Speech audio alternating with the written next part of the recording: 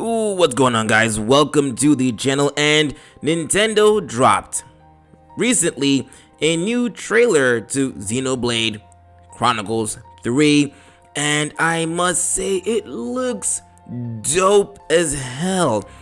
But of course, you already know, right? The game journalists slash activists have been activated, and they had this to say: Xenoblade Chronicles 3 needs to avoid being weirdly horny anime nonsense. Stop it. Get some help.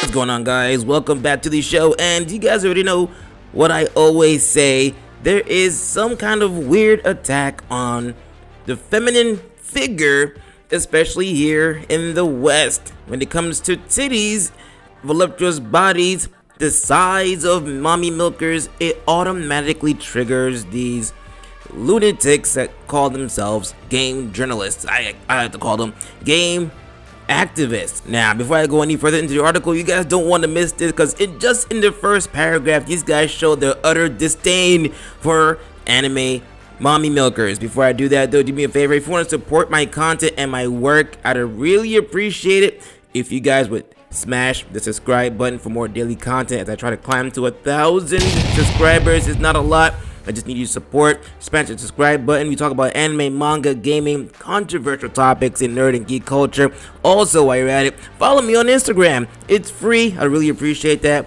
as we help grow this YouTube community. Let's begin the rant. So it starts with this: I swear there was a moment in the past decade where Nintendo surrendered itself to being horny. Its family-friendly image was thrown asunder in favor of embarrassing, weirder, and more eccentric titles that weren't afraid to explore sexuality or indulge in the ancient evil. Whoa, ancient evil of anime fan service to appease a certain demographic. It still trades in beloved platformers and massive adventure games, but alongside them you find JRPGs like Xenoblade Chronicles that lean into the very best and worst of what it means to be a horny gamer.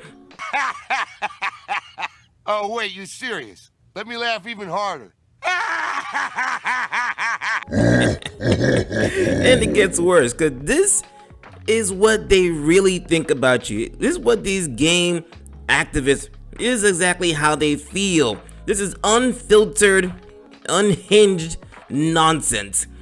Lecherous basement dwellers will still cry censorship at the removal of vagina bones or panty shots in the games like Tokyo Mirage Sessions, but compared to a couple of decades ago, this sexualization found across certain Nintendo titles is more prevalent than it's ever been. You only need to look at Xenoblade Chronicles 2 to see that a JRPG that abandons the original game's fairly tame fantasy aesthetic in favor of giant anime titties, thick thighs, and hips that almost certainly do not lie. The game is horny as hell, which has me worried that its upcoming sequel will fall victim to the same cringe-inducing approach to things.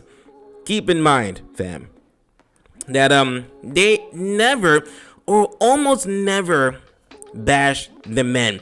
The men in the game could roam around shirtless in a swimsuit, you know, busting chesticles and gigantic biceps and triceps, six-pack abs.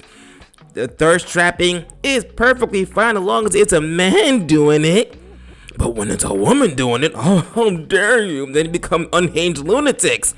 Just the sight of this: mommy milkers, fan service, Mithra looking amazing as always. Just this alone, the sex appeal in this picture and in the game is enough to trigger these people and send them on an unhinged rant in which they will publish and post on the internet. But thank God I'm here, so you won't have to actually go visit this stupid website and read the article as they try to shame you for just enjoying fan service. I mean, they made fan service into some kind of crime. How dare you enjoy fan service? Now, hold on, fam. You got a little bit more to go. It says Fire Emblem Awakening was the start of all this. It brought the niche TRPG into the mainstream and placed a greater focus on building relationships with cute anime girls and boys.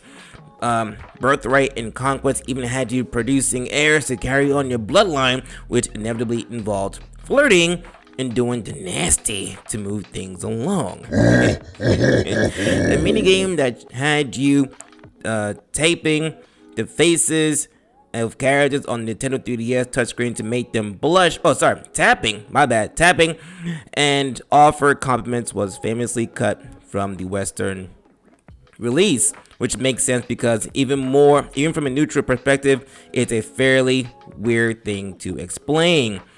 Okay, it says some characters almost expressed an incestuous fascination in you, exhibiting obvious anime archetypes that played on popular fetishes and kinks with absolutely no shame. Part of me admires that drive to be horny or to adapt Fire Emblem for a modern audience who are evidently looking for anime girls and boys to say nice things to them while fighting for their respective kingdoms. Three Houses would build upon the trajectory, albeit with a more mature approach to storytelling and character development without the need to stroke Bernadetta's face to get on her good side. Sex sells, especially in JRPGs, it seems. Well, no shit. No shit. And this is exactly why anime, manga, and a lot of Japanese video games work. That's why they make so much money. It's why people usually shift in that direction when it comes to entertainment, because sex sells. It is no secret that people love to see attractive people on their screens. It's only in the West, in America, and I guess Europe, who are trying to move away from stuff like that. And yeah, it may work sometimes, but I guarantee they make a whole lot more money if they change up their strategy just a little bit. And also, while I'm on this subject, did you realize something? The one time they mentioned boys in the article, right? They said girls and boys. They didn't specify as to why they don't like boys. They just said boys. Whereas when they mentioned girls, they went into details: thick thighs, thickums, the boochicums, the mommy milkers, the panty shots. They didn't like that. But when it came to boys, it was just, I don't like the boys. Or boys and girls in relationships. Okay, but what about the boys? They don't care about the boys. They care about controlling female attraction. They don't want you to sexualize women. Oh, I can't say that word either because women is also offensive. Let's wrap this up. This brings me back to Xenoblade Chronicles 3 and its impending arrival on July 29th. Go pick up a copy, by the way. Show your support, fam. With this release date being brought forward from September, it is clear that Nintendo is confident in Monolith Soft's latest project and wants it in the hands of players sooner rather than later. That's amazing. But from everything we've seen, it appears to be a direct continuation of the second game in every conceivable way. And that's bad because from characters to aesthetic to battle system, this is a true sequel to Xenoblade Chronicles 2 in a way even that wasn't to its own forebear. Given how much I love that game, this is far from a bad thing, but even I can't help myself from cringing at its shortcomings that are bound to carry over and be built upon. The shortcomings being the fan service. You can tell this person, let's see if you can see the author, Jade King. You can tell Jade King is not a fan of anime, or not the biggest fan of anime, because even in slice of life anime, even in horror and mecha, whatever genre or type you like, there is some form of fan service. Not all, but in a lot of them, there's fan service, and this shorter person will probably lose his or her mind whenever they watch anime or play any Japanese video games like Bayonetta and so on and so forth. Anyway, that's all I got for this episode. Let me know what you guys think in the comments. Can't wait to read them. I would really appreciate it if you drop a comment and start a conversation right at it. If you're new to the channel, welcome. by the way, to Dante's Rant Room. I hope you guys enjoyed this episode. And while you're here, hit the red subscribe button to help me grow this channel as I talk about more stuff like this in anime, manga, video games. Check out my other episodes. I enjoy doing this.